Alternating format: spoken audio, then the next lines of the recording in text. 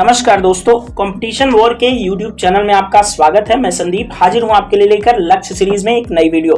दोस्तों, लक्ष्य सीरीज में हम बात कर रहे हैं विजन आईएएस के PT 365 की और आज है दोस्तों पर्यावरण की PT 365। और इस PT 365 में आज हम बात करेंगे मुख्य रूप से अर्थगंगा की और अर्थगंगा के साथ ही जैसे जलदूत ऐप या जल से संबंधित जो भी कुछ इनिशिएटिव्स गवर्नमेंट द्वारा या स्टॉकहोम वाटर प्राइज हो, इन सब चीज़ों का आज डिस्कशन करेंगे। वीडियो बहुत ज़्यादा इंफॉर्मेटिव है दोस्तों, यूपी पीसीएस और यूपीएससी की परीक्षा के लिहाज से बहुत ज़्यादा इंपॉर्टेंट है। और दोस्तों, अगर वीडियो किसी भी तरह से आपके लिए हेल्पफुल हो रहा हो तो आप सबसे पहले तो जो लोग चैनल पर नए हैं वे चैनल को सब्सक्राइब कर दें, वीडियो को लाइक कर दें, शेयर कर दें, जिससे कि आप सबके दोस्त लोग हैं जो वो भी इसका फायदा उठा सके। साथ ही दोस्तों, इस वीडियो के डिस्क्रिप्शन बॉक्स में दिया हुआ है टेलीग्राम चैनल का लिंक, जो कि कंपटीशन वॉर का ऑफिशियल टेलीग्राम चैनल है, जहां पर दोस्तों आपके लिए डेली बेसिस पर पीआईबी और द हिंदू की जो करंट अफेयर्स होती हैं वो डेली बेसिस पर हिंदी में शेयर की जाती हैं। ठीक है दोस्तों, तो वीडियो में बने रहिएगा अंत तक, बहुत ज्यादा इंपॉर्टेंट वीडियो है। तो दोस्तों आइए शुरू करेंगे अर्थगंगा और देखेंगे कि सुर्खियों में अर्थगंगा क्यों रहा। दोस्तों, हाल ही में यमुना पर आजादी का अमृत महोत्सव, तो सबसे पहले दोस्तों एक शब्दावली आई आजादी का अमृत महोत्सव।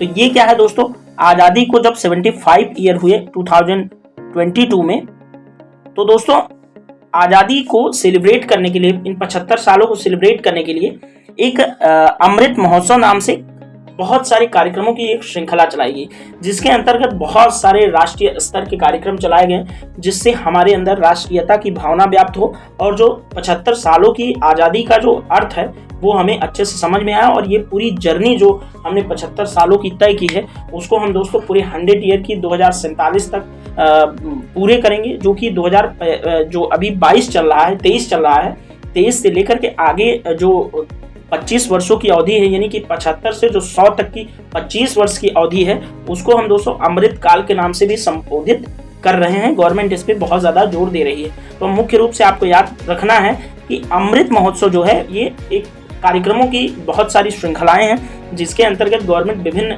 कार्यक्रम राज्यों में और केंद्र में आयोजित करता है। तो दोस्तों, यमुना पर आज़ादी का अमृत महोत्सव कार्यक्रम में अर्थगंगा अवधारणा के तहत कई नई पहलों की शुरुआत की गई है। और दोस्तों, इस कार्यक्रम को राष्ट्रीय स्वच्छ गंगा मिशन यानी कि क्लीन गंगा मिशन, जो नेशनल क्लीन गंगा मिशन है, उसके द्वारा आयोजित किया गया था। अब दोस्तों बात करें अगर अर्थगंगा की, तो दोस्तों इस अवधारणा को 2019 में कानपुर में आयोजित जो राष्ट्रीय गंगा परिषद की बैठक थी उसके दौरान प्रधानमंत्री जी द्वारा प्रस्तुत किया गया था। आप जानते हैं कि जो हमारे माननीय प्रधानमंत्री जी हैं वो इस तरह की चीज़ों के लिए बहुत जाने जाते हैं कि वो कहीं न कहीं किसी न किसी आयोजन के दौरान कोई नया कार्यक्रम, नई अवधारणाएं लॉन्च करते रहते हैं। तो दोस्तों, जो अर्थगंगा है उसकी अवधारणा भी 2019 में जो कानपुर में राष्ट्रीय गंगा परिषद आयोजित हुई, उसमें प्रधानमंत्री ने इसके दौरान इस अवधारणा को प्रस्तुत किया था। दोस्तों, यह अवधारणा जो है वह नमामि गंगे कार्यक्रम के अंतर्गत गतिविधियों को जारी रखने के लिए आजीविका के अवसर पैदा करने पर केंद्रित है। ठीक है दोस्तों, तो ये जो अवधारणा है इसको आप समझ लेना, अर्थगंगा। ठीक है, तो अर्थगंगा क्या है कि नमामि गंगे कार्यक्रम के अंतर्गत गतिविधियों को जारी रखने के लिए और आजीविका के अवसर पैदा करने के लिए, यानी कि लाइवलीहुड को मेंटेन करने के बाद जो है अर्थगंगा करती है। दोस्तों, अर्थगंगा के तहत जो है विभिन्न गतिविधियां और कार्यक्रम संचालित किए जाएंगे, तो इसको एक एक करके देख लेंगे। जैसे कि संस्थागत क्षमता का निर्माण करना होगा, तो इसमें क्या होगा कि बेहतर विकेंद्रीकृत जल प्रशासन के लिए स्थानीय क्षमताओं में वृद्धि करना होगा।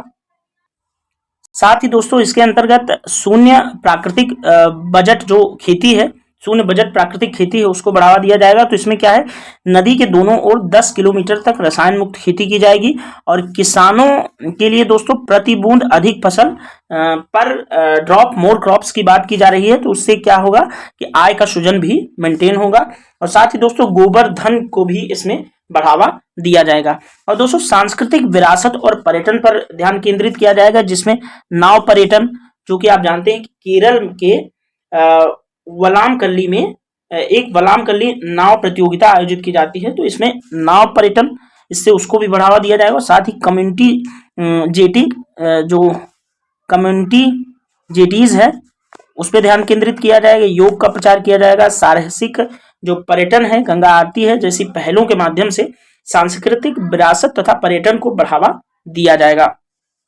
दोस्तों साथ ही इसमें बात की जाएगी मलगाद और अपशिष्ट जल का जो मुद्रीकरण है और उसके पुनर्उपयोग पर, जिसमें क्या है कि सिंचाई और औद्योगिक कार्यों में उपचारित जल को फिर से उपयोग में लाकर अर्बन लोकल बॉडीज के लिए राजस्व को बढ़ावा दिया जाएगा। ठीक है दोस्तों, जो नगर पालिकाएं हैं उसमें जो है राजस्व को बढ़ावा दिया जाएगा इन जल को फिर से प्योरीफाई करके रीयूज करके। ठीक है, आगे बढ़ते हैं। साथ ही दोस्तों इसके अंतर्गत जन भागीदारी सुनिश्चित की जाएगी, जिसमें नदी से जुड़े हितधारकों के बीच तालमेल सुनिश्चित करना होगा और आजीविका सृजन के अवसर भी पैदा करने होंगे, जिसमें कि घाट में हाट और स्थानीय उत्पादों, आयुर्वेद और औषधीय पौधों आदि को बढ़ावा देना होगा। और साथ ही गंगा प्रहरी जैसे स्वयं सेवकों को क्षमता निर्माण भी किया जाएगा, उस पर भी ध्यान दिया जाएगा। दोस्तों नमामि गंगा और उसकी सहायक नदियों को साफ करने के लिए सरकार का एक फ्लैगशिप प्रोग्राम है। ठीक है, नमामि गंगे, तो गंगा और उसकी सहायक जो नदियां हैं उनको साफ करने के लिए एक कार्यक्रम है। और दोस्तों इसका लक्ष्य क्या है अर्थगंगा का? तो दोस्तों अर्थगंगा परियोजना का जो उद्देश्य है वह गंगा बेसिन के क्षेत्रों का विकास करना, ताकि इन क्षेत्रों में सकल घरेलू उत्पाद यानी कि जीडीपी में लगभग 3% का योगदान इन क्षेत्रों से प्राप्त हो सके। दोस्तों एक यह अनुमान लगाया गया कि इससे 5 वर्षों में 1000 करोड़ रुपए से अधिक का आर्थिक लाभ होगा। ठीक है दोस्तों, तो ये जो है आपके लिए बहुत ज्यादा इंपॉर्टेंट है। साथ ही दोस्तों अब बात करेंगे हम लोग गंगा अर्थगंगा के तहत शुरू की गई जो महत्वपूर्ण पहले हैं, जो इनिशिएटिव्स लिए गए हैं उसकी आइए एक एक करके बात इसकी कर लेते हैं। दोस्तों अर्थगंगा के तहत शुरू की गई जो महत्वपूर्ण पहले हैं, आइए उनपे बात कर लेते हैं। थोड़ा देखते हैं कौन कौन सी पहल स्टार्ट की गई है अर्थगंगा के लिए। ठीक है दोस्तों, देखो पहली बात है जलज। तो जलज देख लेते हैं क्या है। दोस्तों जलज की शुरुआत 26 स्थानों पर की गई है और ये स्थान दोस्तों उन राज्यों में स्थित हैं जहां से गंगा नदी गुजरती है। और दोस्तों इसके तहत छोटी छोटी दुकानों, फ्लोटिंग मोबाइल केंद्रों की स्थापना की जाएगी। और साथ ही दोस्तों इसका जलज का जो उद्देश्य है वह गंगा नदी के तटों के आसपास आजीविका के अवसर को बढ़ावा देना है। और दोस्तों अर्थगंगा के तहत दूसरी जो योजना स्टार्ट की गई उनमें क्या है कि एनएमजीसी जो है और सहकार भारती के बीच समझौता किया गया है। तो एनएमजीसी और सहकार भारती के बीच जो समझौता हुआ है उसको देख लेते हैं। दोस्तों गंगा नदी के प्रवाह क्षेत्र वाले 5 राज्यों में 75 सहकार गंगा ग्रामों की पहचान करने का उद्देश्य है। और दोस्तों इसका उद्देश्य जो है एनएमजीसी और सहकार भारती के साथ जो समझौता हुआ है उसका उद्देश्य ये है कि दोस्तों किसानों और किसान उत्पादक संगठनों और सहकारी समितियों के मध्य प्राकृतिक खेती को बढ़ावा देना और साथ ही गंगा ब्रांड के तहत प्राकृतिक खेती जैविक उत्पादों के विपणन हेतु सुविधा प्रदान करना। और दोस्तों तीसरी जो इनिशिएटिव लिया गया अर्थगंगा के तहत वह पर्यटन संबंधी पोर्टल आई एम अवतार को सुनिश्चित करना है। ठीक है, जो पर्यटन संबंधी पोर्टल है आई एम अवतार, ठीक है, उसकी शुरुआत की गई है। और इससे क्या होगा कि पर्यटन को सुविधाजनक बनाया जाएगा और साथ ही स्थानीय उत्पादों के विपणन, कृषि और हस्तशिल्प को बढ़ावा देना होगा। गंगा घाटों एवं एनएमसीजी द्वारा बनाई गई अन्य परिसंपत्तियों को संधारणीयता को सुनिश्चित करना होगा। ठीक है दोस्तों, तो ये 3 जो पहले हैं अर्थगंगा के तहत उसको याद रखना। जलज, एनएमजीसी और सहकार भारती के बीच समझौता और पर्यटन संबंधी पोर्टल आईएम अवतार की शुरुआत भी की गई है। तो ये सब चीजें आपके लिए थोड़ा सा इंपॉर्टेंट है, इसको आप ध्यान में रखना। और दोस्तों आप लोगों को कमेंट बॉक्स में बताना है कि गंगा किन 5 राज्यों से होकर गुजरती है, तो वो आप कमेंट बॉक्स में बता सकते हैं। दोस्तों अर्थगंगा के बाद अब हम पहुंचे हैं महत्वपूर्ण सुर्खियों पर। तो देख लेते हैं कुछ महत्वपूर्ण सुर्खियां चर्चा में रही। तो पहली जो सुर्खी है वो दोस्तों है जिला गंगा समितियां। तो देखते हैं जिला गंगा समितियां क्या है। दोस्तों जल शक्ति मंत्री ने डीजीसीएस की परफॉर्मेंस मॉनिटरिंग सिस्टम के तहत एक डिजिटल डैशबोर्ड का शुभारंभ किया है। और दोस्तों गंगा नदी बेसिन के आसपास अवस्थित जिलों में डीजीसीएस का गठन किया गया है और उसका जो उद्देश्य जो है दोस्तों, डीजीसीए यानी कि जिला गंगा समितियों का जो उद्देश्य है वह गंगा और उसकी सहायक नदियों के जल व कचरा प्रबंधन और प्रदूषण रोकथाम में लोगों की भागीदारी सुनिश्चित करना होगा। और दोस्तों जिला गंगा समितियों के काम देख लेना है कि ये काम क्या है। नमामि गंगे कार्यक्रम के तहत सूचित परिसंपत्तियों का समुचित उपयोग सुनिश्चित करना और दोस्तों गंगा और उसकी सहायक नदियों में गिरने वाले दूषित जल और अपशिष्ट की भी निगरानी जिला गंगा समितियों द्वारा किया जाएगा। और दोस्तों गंगा के कायाकल्प के साथ साथ लोगों का मजबूत जुड़ाव स्थापित करना भी इसके अंतर्गत किया जाएगा। और दोस्तों जिला गंगा समितियों के अध्यक्ष कौन होंगे? जिला कलेक्टर यानी कि डिस्ट्रिक्ट मजिस्ट्रेट या डीसी। ठीक है, तो जिला गंगा समिति के अध्यक्ष जिला कलेक्टर होंगे। ये दोस्तों इसलिए मैं इंपॉर्टेंट सेक्शन में डाल रहा हूं क्योंकि यूपीएससी इस तरह के सवालों को पूछने में माहिर है। यूपीएससी हो या यूपी पीसीएस हो, क्योंकि आजकल करंट अफेयर्स का स्टैंडर्ड यूपीएससी और यूपी पीसीएस दोनों में, यूपीएससी में तो हालांकि होता ही है, लेकिन यूपी पीसीएस में भी जो करंट अफेयर्स का स्टैंडर्ड है वो बढ़ गया है। दूसरा दोस्तों जो है स्टॉकहोम विश्व जल सप्ताह 2022, इसको देख लेते हैं क्योंकि ये भी बहुत ज्यादा इंपॉर्टेंट है, आप लोग बिल्कुल याद कर लेना इसको। दोस्तों विश्व जल सप्ताह स्टॉकहोम इंटरनेशनल वाटर इंस्टीट्यूट द्वारा आयोजित एक वार्षिक कार्यक्रम होता है और दोस्तों इसका उद्देश्य जो है वैश्विक मुद्दों संबंधित अंतरराष्ट्रीय घटनाक्रम को संबोधित करना है। और दोस्तों जो स्टॉकहोम इंटरनेशनल वाटर इंस्टीट्यूट है वह एक गैर लाभकारी संस्थान है जिसके पास जल के प्रबंधन से जुड़ी विभिन्न तरह की विशेषताएं मौजूद हैं। और दोस्तों इन विशेषज्ञताओं में स्वच्छता, जल प्रबंधन तथा जल कूटनीति इत्यादि शामिल है। ठीक है दोस्तों, तो आपको जिला गंगा समितियां और स्टॉकहोम विश्व जल सप्ताह आपको याद रखना है। आगे बढ़ते हैं दोस्तों, अगला है भारत टैब। तो भारत टैब को देख लेते हैं। भारत टैब को भी दोस्तों इंपॉर्टेंट ही आप लोग समझ के चलना। दोस्तों आवासन और शहरी कार्य मंत्रालय ने भारत टैब पहल की शुरुआत की है। सबसे पहले मंत्रालय याद रखना आप, आवासन और शहरी कार्य मंत्रालय, अर्बन मिनिस्ट्री है, वो चला रही है भारत टैब कार्यक्रम। दोस्तों भारत टैब कायाकल्प शहरी परिवर्तन के लिए अटल मिशन 2.0 यानी कि अमृत जो है और स्वच्छ भारत मिशन 2.0 के तत्वाधान में आयोजित किया जाता है। और भारत टैब के लक्ष्य की बात करें दोस्तों, तो भारत टैब पहल का उद्देश्य कम जल प्रवाह वाले सैनिटरी वेयर बड़े पैमाने पर उपलब्ध कराना और दोस्तों इस तरह स्रोत पर ही जल की खपत को काफी कम किया जा सकेगा। और दोस्तों इससे जो है कम से कम 40% जल की बचत होने का अनुमान लगाया गया है और इसके परिणाम स्वरूप ऊर्जा की बचत होती है।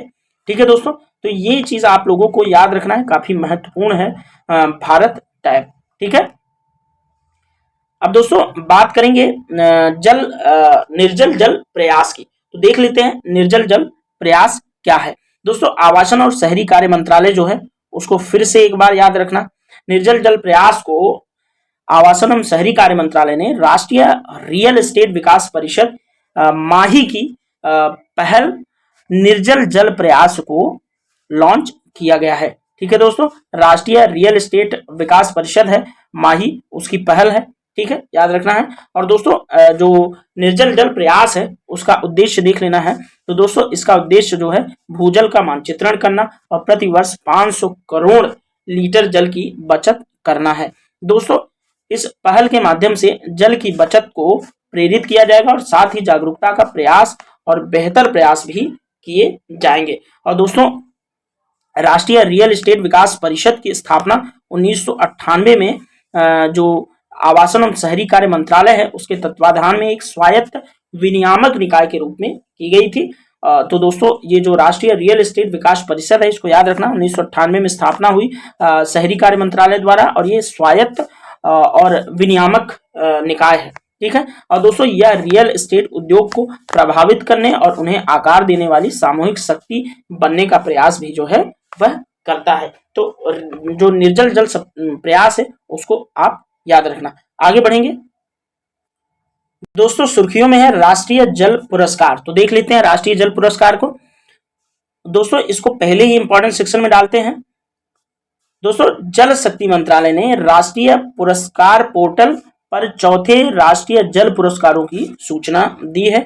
और दोस्तों नेशनल वाटर अवार्ड जो है वह सरकार की जल समृद्ध भारत की परिकल्पना को पूरा करने की दिशा में राज्यों, जिलों, व्यक्तियों, संगठनों आदि द्वारा किए गए अनुकरणीय कार्यों और प्रयासों की पहचान करने और उन्हें प्रोत्साहित करने के लिए दिए जाते हैं। दोस्तों राष्ट्रीय जल पुरस्कार जो है इसका उद्देश्य जो है जनता को जल के महत्व के बारे में जागरूक करना और साथ ही उन्हें सर्वोत्तम जल उपयोग प्रथाओं को अपनाने के लिए प्रेरित करना भी इनका उद्देश्य है। दोस्तों राष्ट्रीय जल पुरस्कार के तहत विभिन्न श्रेणियों में पुरस्कार विजेताओं को प्रशस्ति पत्र, ट्रॉफी और नगद पुरस्कार भी प्रदान किए जाते हैं। ठीक है, ये इंपॉर्टेंट है, आप याद रखना। दोस्तों जलदूत ऐप की बात करेंगे। जलदूत ऐप भी काफी इंपॉर्टेंट है, तो देखेंगे जलदूत ऐप को। दोस्तों जलदूत ऐप का विकासकर्ता अगर बात करें तो यह ग्रामीण विकास मंत्रालय ने इसे विकसित किया है जलदूत ऐप को। और दोस्तों जलदूत ऐप का जो उद्देश्य है यह जो है चयनित गांवों में भूजल स्तर की पहचान करने में मदद करेगा। और दोस्तों यह ग्राम रोजगार सहायक को वर्ष में 2 बार मानसून के पहले और मानसून के बाद चयनित कुओं के जलस्तर को मापने में सक्षम बनाएगा जलदूत ऐप। और दोस्तों एकत्रित किए गए आंकड़ों का उपयोग जो है वह पंचायती विकास योजना और मनरेगा योजना के नियोजन के हिस्से के रूप में किया जाएगा। तो जलदूत ऐप आपके लिए बहुत ज्यादा इंपॉर्टेंट है। और जलदूत ऐप का विकास किसने किया है, तो हो सकता है कि आपको पजल करने के लिए 1 मिनट में आए, अगर ऑप्शन में हो जल शक्ति मिनिस्ट्री, तो आपके दिमाग में आए कि हो सकता है जलदूत ऐप जल से संबंधित है तो जल शक्ति मंत्रालय का हो। लेकिन याद रखना है, इंपॉर्टेंट है यहाँ पे कि ग्रामीण विकास मंत्रालय ने जलदूत ऐप को विकसित किया गया है। ठीक है, तो दोस्तों स्वच्छ सुजल प्रदेश को देखेंगे।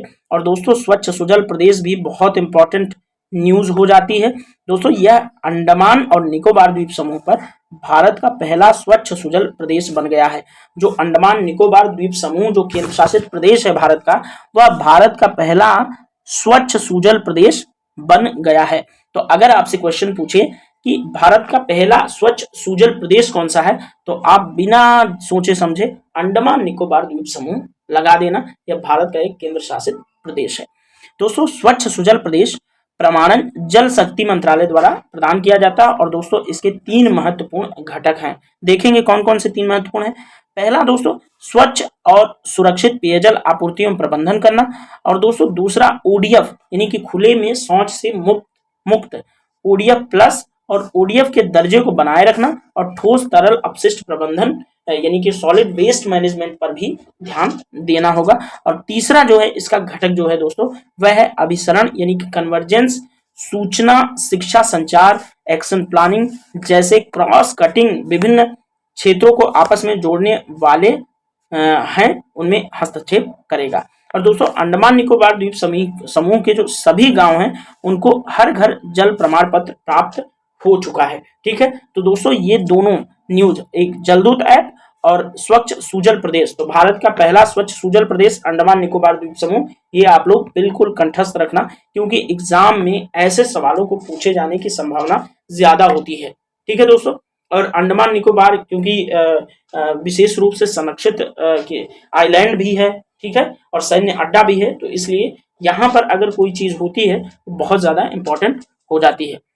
तो दोस्तों आज का जो वीडियो था उसमें इतना ही, मिलेंगे किसी अन्य वीडियो में। तब तक के लिए आपको ये बता दूं कि और भी बहुत सारी वीडियो जो PT 365 से रिलेटेड हैं वह चैनल पर बहुत जल्दी अपलोड होती रहेंगी।